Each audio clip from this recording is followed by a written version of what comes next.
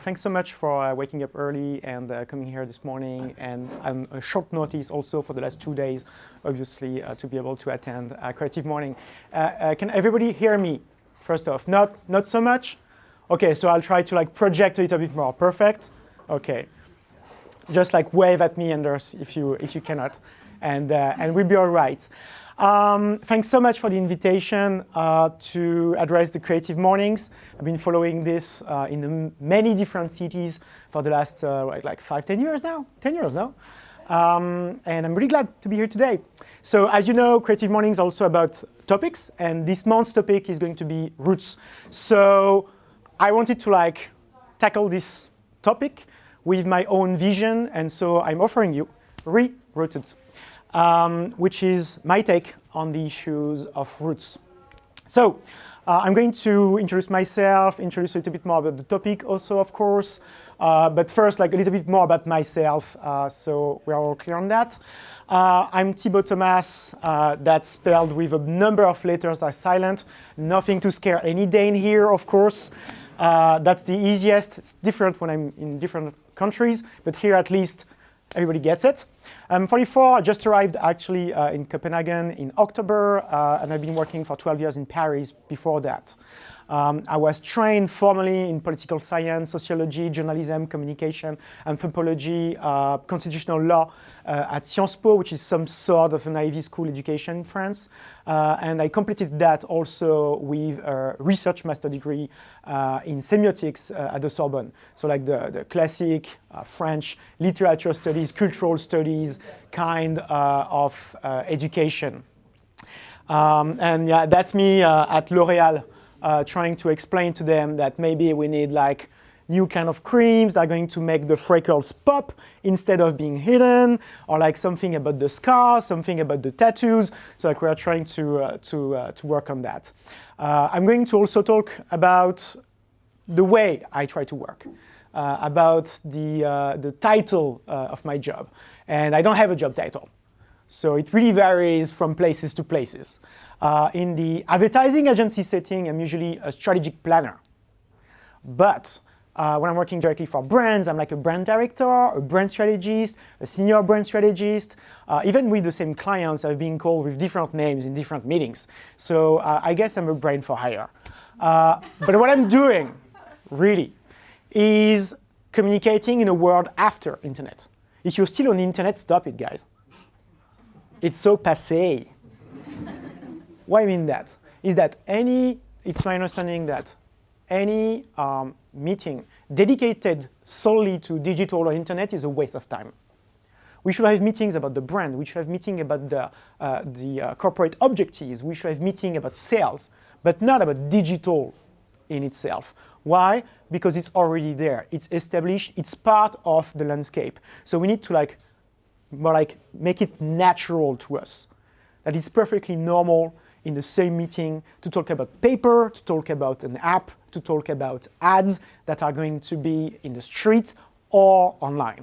That's something that I really believe in.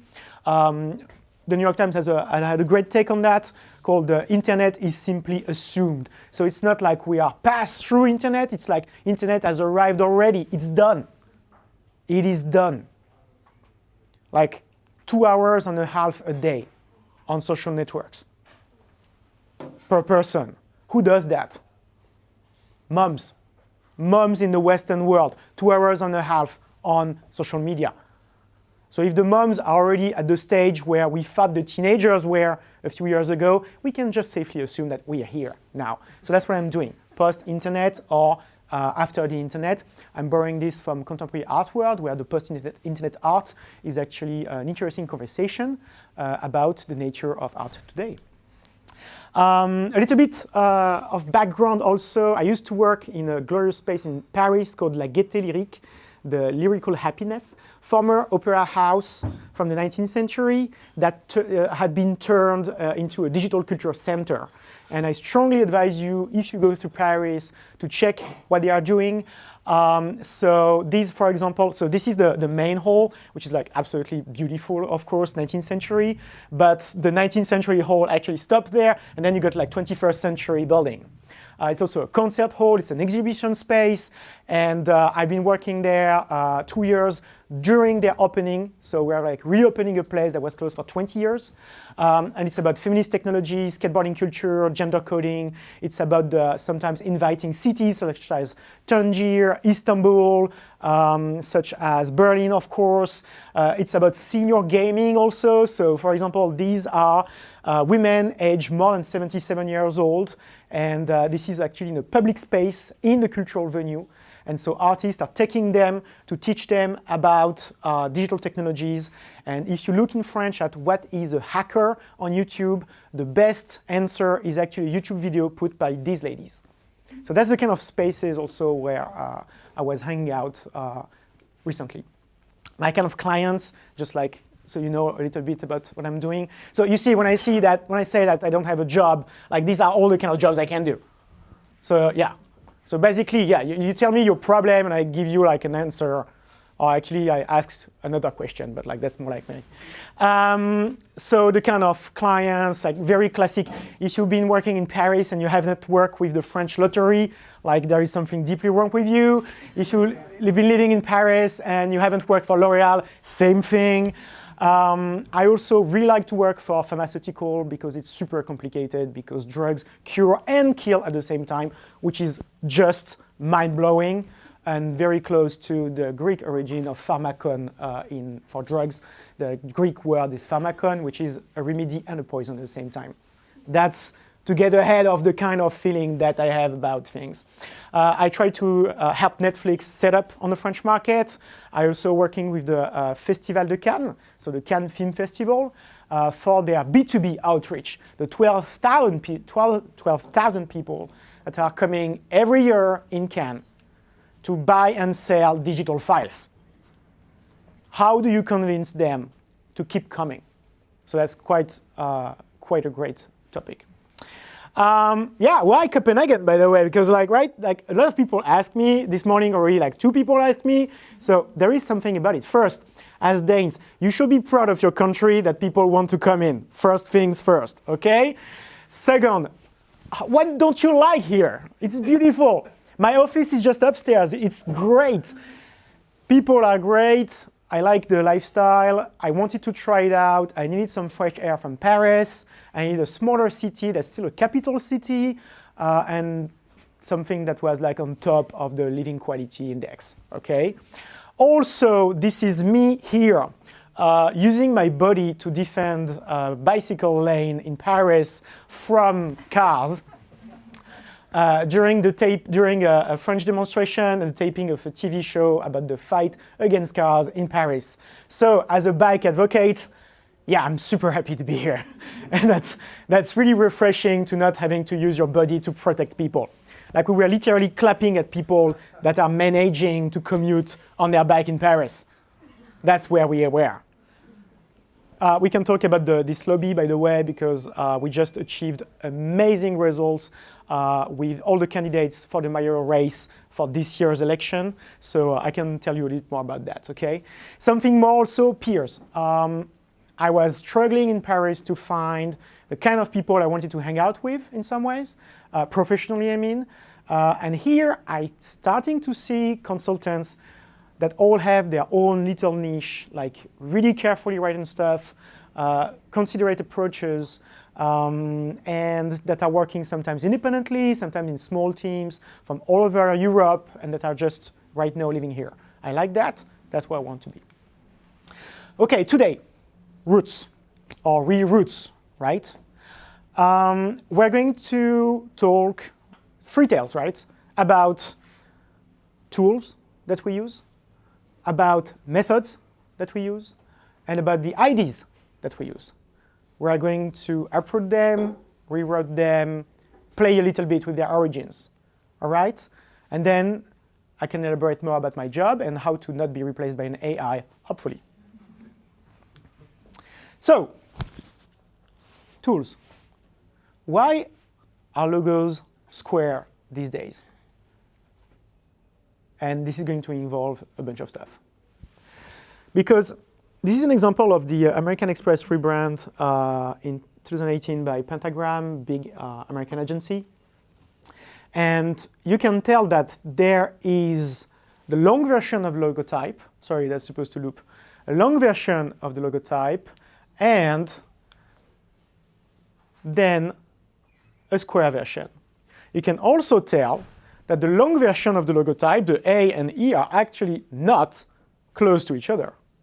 The E is actually way further. So there is really a deliberate effort to try to fit into a square.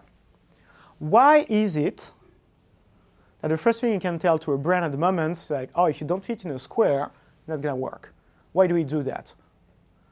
We tend to do that also because of the apps, because of all these icons that we have to use, because the brand territory, where exactly it has to express itself, it has to fit on a building, it has to fit on a letterhead, and it has to fit on our apps, on the grids, right?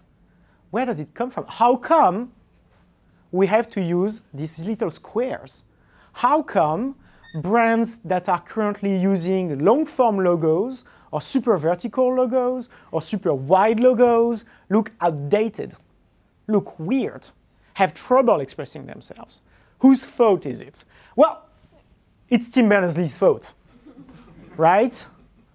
So, everybody okay with the difference between internet and the web? Just to be clear, internet, networks of computers. The web, one of the services using this network of computers, all right?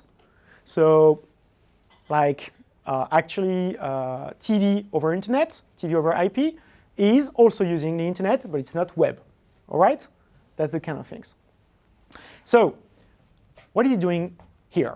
That's circa 1990, 1991. That's the guy who's inventing the web, the services built on top of the internet. The web are these pages. And if you look closely at it, this is his computer. Do you know what this computer is? Can you guess what kind of computer a scientist at the European Nuclear Research Center in Geneva is using in 1989? Wasn't it the Next?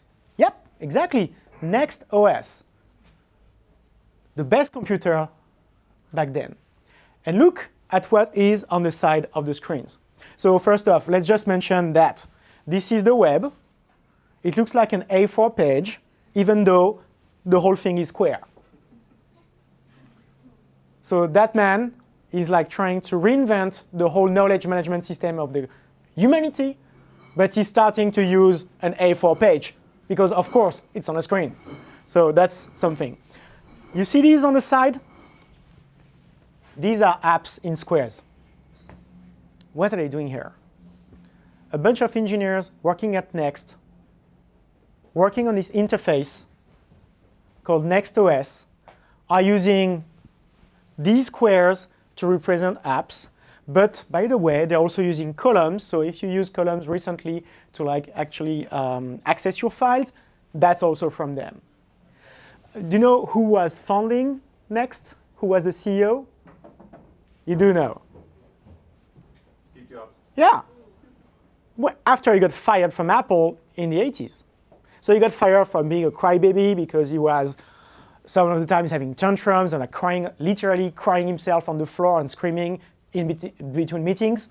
So they had to fire him. But he wanted to do something else. So he built a Unix system called NextOS. And this is the logo type. But then the question is, what happens next, actually? Well, the teams that have been working on that, they are following him in 1996 when Next gets acquired by Apple. And this is what Apple software was looking like in 1997. It's macOS 9.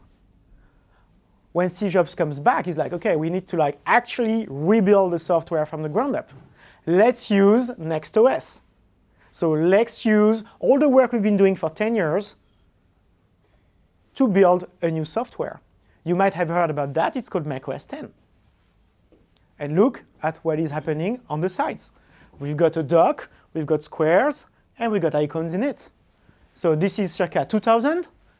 And the same teams that have been working on Next, choosing these square icons, are the teams that have been choosing also to work that way. They are leading it.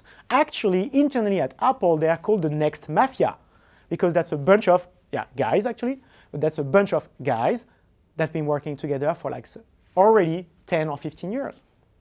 Now, what happens next is interesting.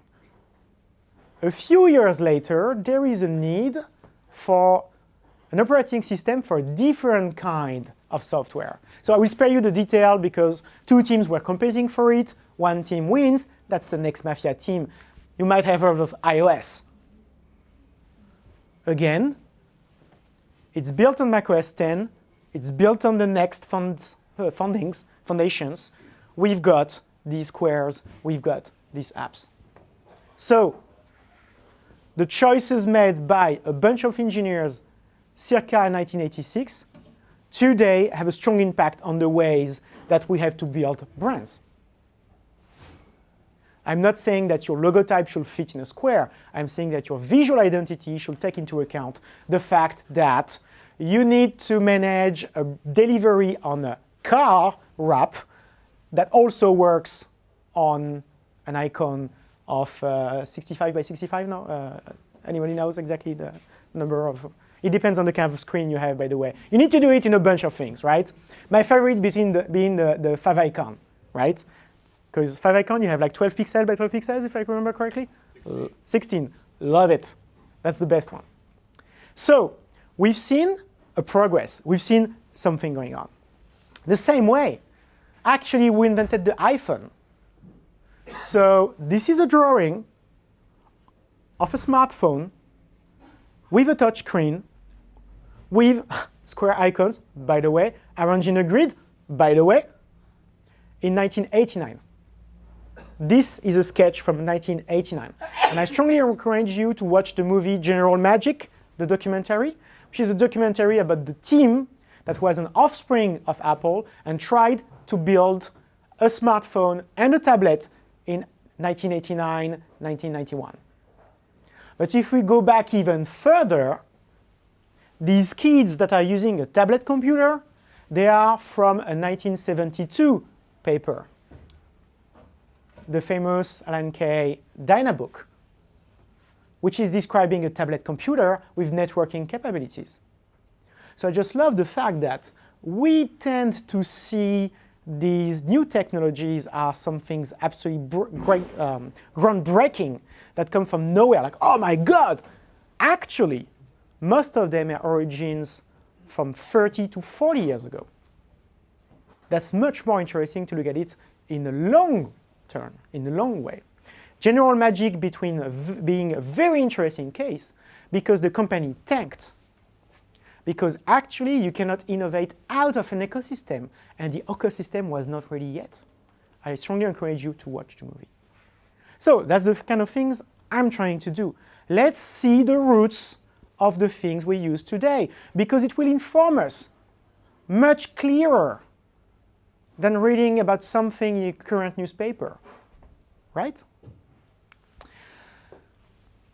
Have you used browser tabs? Speaking of the kind of tools that we use. You know, these things here, these tabs. Where do they come from? Because I was actually looking at it, and like Internet Explorer in the 90s didn't have tabs. Netscape Navigator, like if you know what Netscape Navigator is, you're old like me. But Netscape Navigator didn't have tabs. Where do they come from? Here are the medieval monks. This is a Bible from approximately 15th century, and these are built-in tabs in wood. You see that? Because in a Bible, you need to actually find the different chapters easily. Which actually leads us to something quite important, which is that the printed book is not an interesting technological breakthrough. It is not. What's interesting is when we went from the scrolls to the binded book. Because on a scroll, you cannot leave a bookmark. You have to know exactly where you are. You have to use a little metal rod to see exactly where you are on the text. While on a binded book, you're starting to think that you can do different things on different pages. It's opening the way you look at knowledge. You can build a dictionary out of a binded book. Very difficult to do on a scroll. So the real technological breakthrough or informational breakthrough was not the printed book, which is just a matter of scale. It is actually the binded book, because you can actually hold it and do something else, like taking notes. You don't need two hands like a scroll. You can leave different marks in the pages. You can think about making an encyclopedia. That's much more interesting. So here are our famous medieval monks. I was so glad when I saw that. I mean, that seems so high-tech in some ways.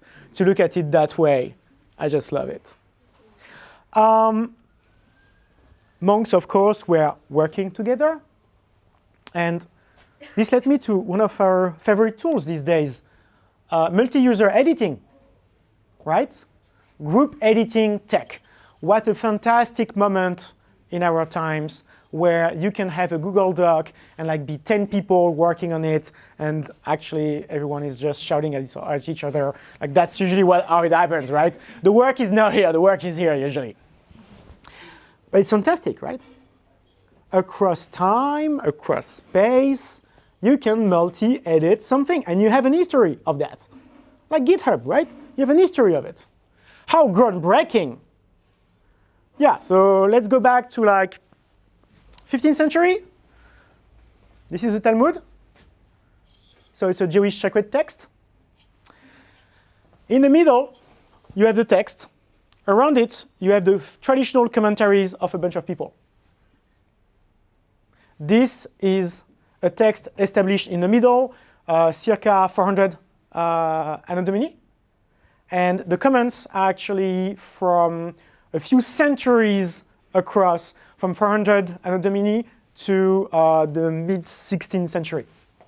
So that looks like this. You got the name of the thing, you got the first part, and then you got all the comments, including some famous commenters, like Rashi's super famous Rabbi, all the things on the side. This is a text, a sacred text that is more than 1,500 years old. And it is a document about multi-editing by different users. That's Wikipedia before it is. You all know that Wikipedia's best thing is the discussion page on any page. That's where people are fighting. That's where you want to be. That's where things are happening, right? Not on the front page, in the discussion page. So here, you have a good example. Group editing tech, already done. About 1,500 years ago. Love that. So, about this collaboration thing, let's have a second tale. This one is about the whole thing about collaboration. Like how we are supposed to work together, right? And if we look at the tools that we use, including Slack or GitHub, it's always about this collaboration thing, right? Like work has always to be about like this horizontal way to all work together. You've got different experts, right? You see exactly what I mean. We have this idea of how work should be done. So truth to be told, a bunch of my work is actually not about being collaborative. It's about being pitched about a problem, going back to the office or actually to anywhere, thinking about it for a few days and then coming back with a solution. It's not that collaborative, actually. But we are so used to that these tools never have to explain why you should collaborate. They are telling you how you should collaborate, not why, which is kind of fascinating. It's the same with WeWork, of course, or any co-working space. Like, oh, you have to be with other people, or you have to meet people. Like, why? Please tell me. So right now, like, I literally search for like startup work, I think, to get this image. So we are so used to these ways of working. Look at that. So multi-editing, but this time it's a classic thing, which means that you have a junior manager on the document, and all the senior partners are giving her different advices on how to do the thing until someone shouts a little bit louder, right? Designed by consensus. But we are very used to these kind of images, and I'm always interested in trying to understand the kind of images we use, the kind of pictures we use for describe a product, describe a website, describe a service, right? And my job is also sometimes to write the brief about that, which is, okay, what kind of pictures do we want? And here the brief was clear, like, oh, people are working and collaborating. Or they're watching a music video, I don't know, but like, that's pretty much it, right? And it's so effective that actually, this is an ad for the iPad Pro. This is Apple at Work. And this is like a team of, a ragtag team of different people that are using an iPad Pro to build a presentation. So this is so built in into our consciousness that work should be collaborative and should be about different expertises brought together horizontally, okay? So it's not an old school professor telling you, you have to do that, come back to me in 2 years, and then maybe I give you a PhD. 2 years, I'm hopeful for a PhD, but 3 years. It seems like it's the way, and it's the modern way to work.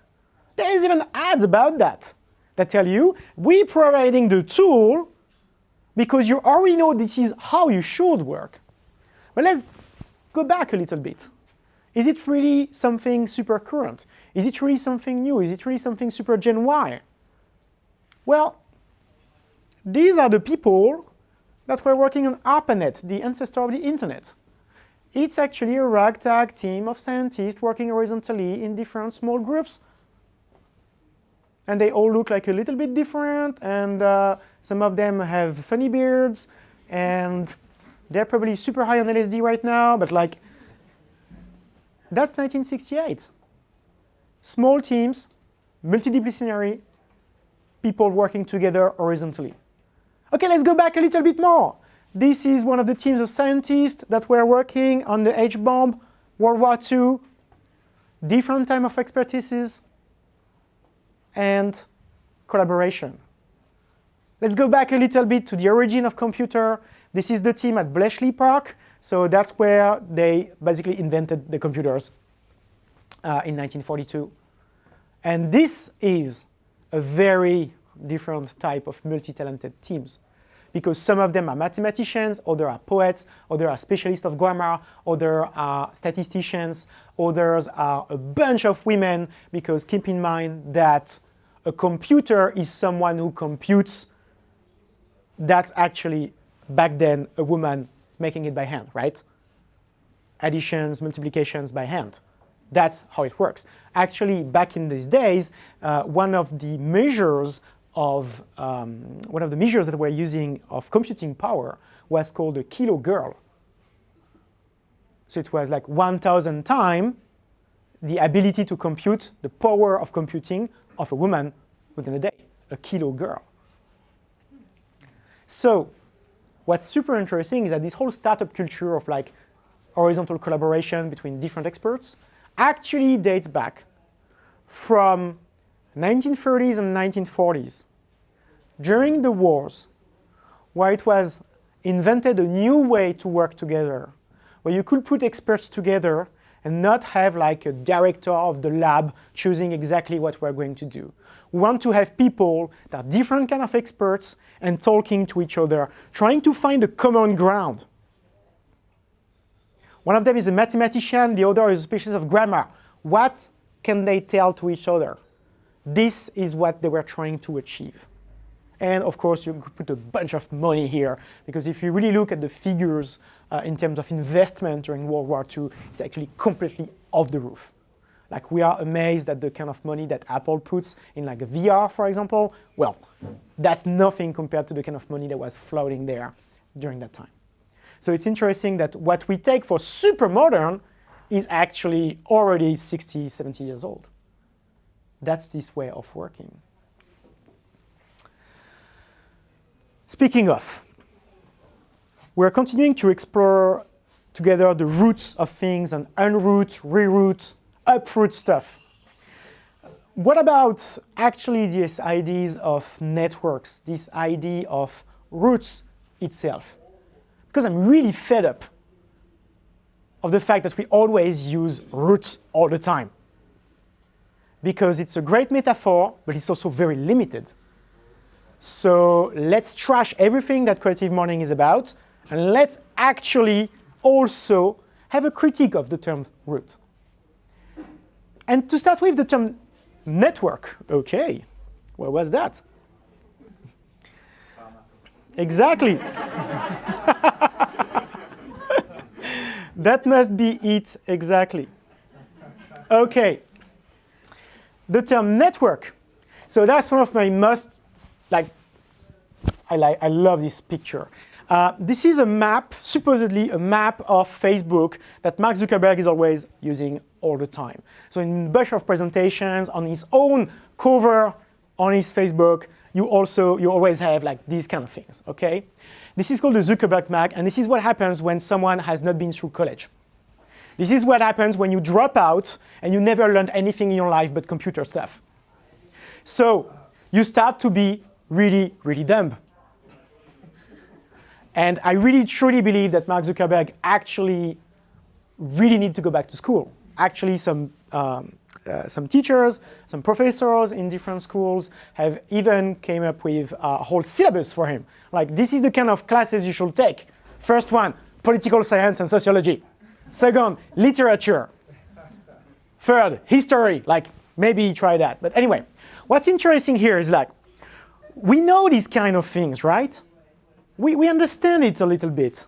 This is a vision of links between users. And let's look at that. If I think about the world in terms of these network effects and links, how is it affecting my view of the world? Let's see that. What's super problematic in this map?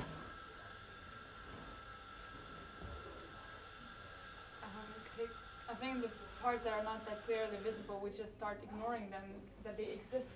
Yeah, good point. Because I understand that there are not many users of Facebook in the Sahara Desert. But I would tend to believe that there's a bunch of people that are actually living in that space called China, and they're not represented.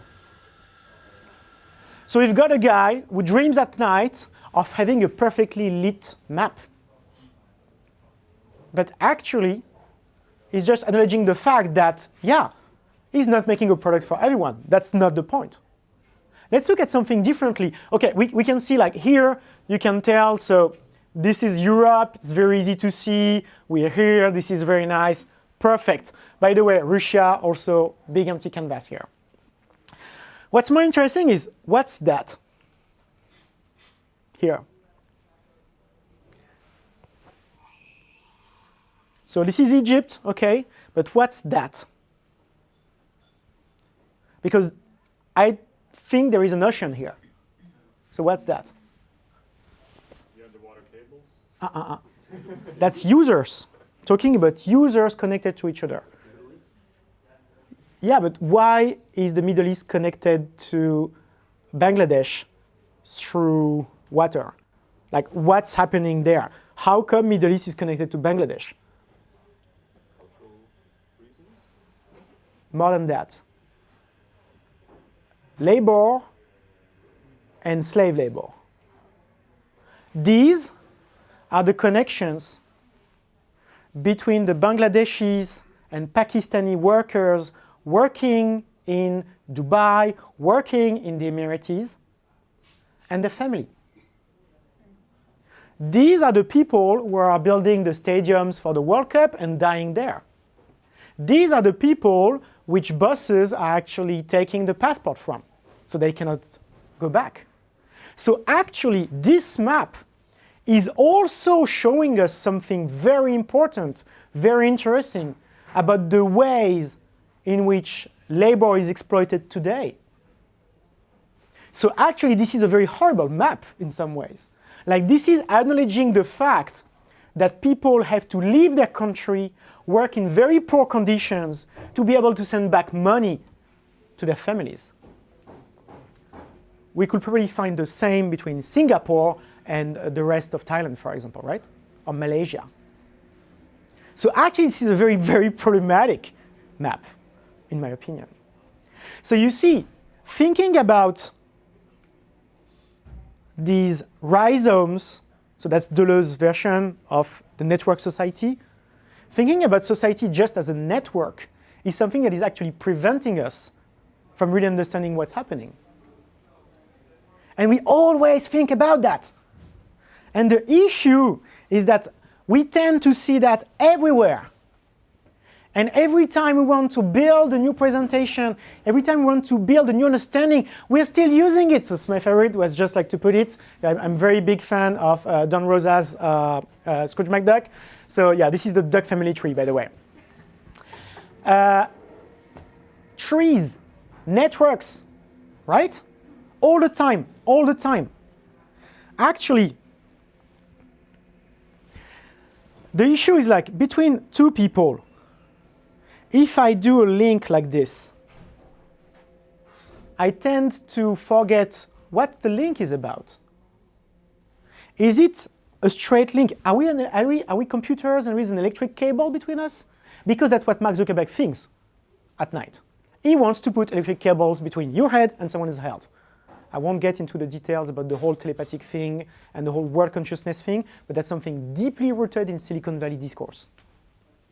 So the issue is actually between two people, like between Maria and me, for example. What is there? Is there waves, actually? Which way are they going? Because someday she comes at me and she gives me a great information or a great validation that helps me today. So that's actually coming from the other side, like, oh, thanks. And the same day, I'm going to send her messages, and they are going to look like this.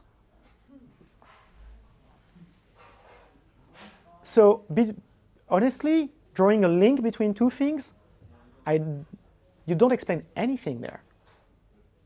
It's the same problem when you say you want to build a community, a brand community, let's say. Please define what you want to build. Or we want to build a great relationship with our clients. Please define this relationship. Are you going to nurture something, help them, learn from them? What the community is about? Is the community about arguing? Is it about sharing values? Do we have to define these values, or these values are already defined? So every time we're using these, actually, we are masquerading the truth. We are hiding the real complexity of what's happening. And it's very difficult to get through that. This is an example from 1989. This is from Ghost in the Shell, the manga. The real one, the paper one, okay? The good one. Now, the 1995 movie is awesome, but that's also a good one. And actually, this is a representation of cyberspace. Cyberspace never used that term like it's a real world, right? If someone says cyber in France, you know that they are old school and that they don't understand anything. Like military usually use cyber. Yeah, we have cyber ops. Like, okay, cool, that's great. Cyberspace in a very science fiction way, okay? And this is how he represents it, like a rhizome. But moreover, later on, this is how he represents merging in the cyberspace. Something very organic. Something about links between people that are more than just drawing a line. It's about membranes. It's about exchanging stuff. It's about being cells. That's much more interesting than drawing a line between things. Here we're talking really about the relationship, deeper relationship, not just, oh, let's draw a link and that works, right? So we have to grow out this root thing. We have to grow out of the rhizome. We have to grow out of the network. If we're only thinking about stuff in terms of network, we are hiding a bunch of great stuff that could be discovered there. All right? Okay, let's talk about my job now. So I showed you how I was rewriting a number of things. Interfaces that we use, that's great. But better brush up your medieval history because that's much more interesting. Management, organization that we have right now, super interesting to look at anthropology, sociology, and also, of course, history for that matter. Don't get me started about the whole horizontal management style and these kind of things. Complete bullshit if you look at the sociology of it. Yeah, there's no boss, says the boss. Just saying. Just saying. A number of organizations have tried, for example, to put, oh, you can take any holidays you want. Yeah, we trust you. We trust you means we trust you to not abuse. If there is abuse, then there is no real freedom because you cannot abuse the freedom. So there's something wrong here. And it has been studied, and the organizations in which you can take all the holidays you want, people tend to take less holidays than they're entitled to. Just saying. Just saying. So run from all kind of startups that are promising horizontal collaboration. It's not true. So what's my job? And my issue is like, okay, how do we get not replaced by an AI? Because a number of my friends are doing jobs that can be very easily replaced, like writing AdWords copies. That's super easy for a computer to do and super easy for a computer to test it out and like iterate on that. So what's my job really? Well, these are the things. First, I need to read books. And actually, I was super pleased. I was reading recently, I was heavily into William Gibson, science fiction author. He invented the term cyberspace, so that's kind of an interesting dude. His new book is out. It's called Agency. It's about AI. It's great. You should read it. It was out last week. And in his book, in 2003, Pattern Recognition, he's describing a case, a consultant in her 30s in London and New York. And at some point, she says that. What I mean is no customers, no cool. It's about a group behavior pattern around a particular class of object. What I do is pattern recognition. I try to recognize a pattern before anyone else does. And then I point a commodifier at it. And it gets productized, turned into units, marketed. She takes a sip of lager. I was like, hey, cool, that's my job. I didn't know I was doing that, but like, that's definitely what I'm doing. So I look at stuff and I'm saying, oh, this is connected to this in a way the computer would never be able to do because it's not statistically linked.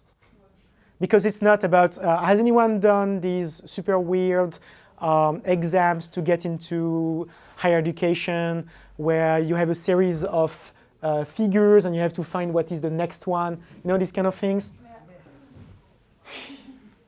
Like, that's great. A computer is like way better at doing it than any of us. So that's really not a valuable skill at all. A valuable skill is look at the color and say, the way these colors are arranged makes me think of a poetry piece that I read. That's where the truth is. That's where it's getting interesting. So yeah, pattern recognition. I was super happy to look at that because when I was designing my visual identity, I was explaining to my art director that I was about highlighting stuff in a bunch of a trove of data or documents. It was about highlighting, which is why you got these bars here. So I read books, and books I can recommend these days. So William Gibson is like super interesting, actually. Pattern recognition is great. Reroot from 1996 is amazing. These days, I read also Peter Pomerantieff's This Is Not Propaganda. It's about disinformation campaigns, so it's about not giving propaganda as this is the new truth. It's about blurring the truth. Super interesting book, I recommend it. Entrepreneuria from Silvio Lorusso with the title Everyone is an Entrepreneur, Nobody is Safe. So that's a joke between entrepreneurship and precaria, so precarious, which is if we are all entrepreneurs, solo entrepreneurs, we will not have social security anymore. And we are struggling against each other. Thibaut, I just want to be mindful of time because it's actually 9 o'clock and I know some people might leave, but I'm sure you have... Wrapping up in 2 minutes. Let's do that. Perfect. And From Counterculture to Cyberculture by Fred Turner, historian. If you like the part about World War II and about hippies, please go ahead and read that. Second, I talk with humans because they ask good questions. These are my students at the Sorbonne Graduate School of Communications, and they had been working on Cambridge Analytica, for example. I strongly encourage you to keep meeting people and asking them questions and being asked questions. It's a great way to actually nurture things. I need also to meet artists. Not necessarily listen to what they have to say because sometimes they cannot explain, but at least look at what they do. Like Kanye West is a good example. Don't listen to what he says. Look at what he does. That's much more interesting. Or Virgil Abloh, for example, is a good example. He doesn't know shit about what he's doing, but it's doing something very relevant to our times. This is an example of Holly Herndon. Strongly encourage you to look at what she's been doing. She's a musician, and she's been working with an ensemble, including humans and an AI. But this is a core. This is an ensemble. The AI is not going to do all the job. And she's talking about interdependent music instead of independent music. Super interesting. Interdependence. That's so much more interesting than collaboration as a word, no? That looks like sales. That's much more interesting. I also need to stay open to new perspective, and I strongly encourage you to attend Internet Edge Media Weekend in Barcelona, March 19 to 21st. Please look at it. It's the best place in Europe to be shaken to your core by artists, designers, musicians, UX experts sometimes. It's guaranteed there will not be any startup pitch at this event. Guaranteed. Don't even bring your business cards. Bring your heart. And I'm kidding. Internet Edge Media, please go. There are some slash of prices until tonight, I think, like the last hour are leaving. I also work with other experts, and we have Anders in the back and from Diplomatic Rebels, and we were fed up of the whole future thing. You know, like, oh, Future Studio, Institute for the Future. Let's look at the futures. Let's invent the futures. Let's do some trend analysis of what it will look like in 2025. So we say, okay, let's do the past instead. So that's called Institute of the Past. And the goal is to look at the now through everything that came here. So if we understand the now and all of the dynamics that came before, we can actually inform how the futures will be possible. Being truthful, more like the history, so like the trends surrounding us, and with the Diplomatic Rebels expertise on corporate culture, what internally in the company are the strengths, which is what we're calling the memory of the company. So we've been trying to push up that. Well, that's pretty much what I wanted to tell you. I'm available on LinkedIn, Twitter, all these kind of things. And I hope I have helped you reroot, unroot, uproot, and just burn the term root, and try to open up ourselves also to more critique of the words, of the concept that we use every day, because that's what's opening creativity. Thanks so much. Thank you.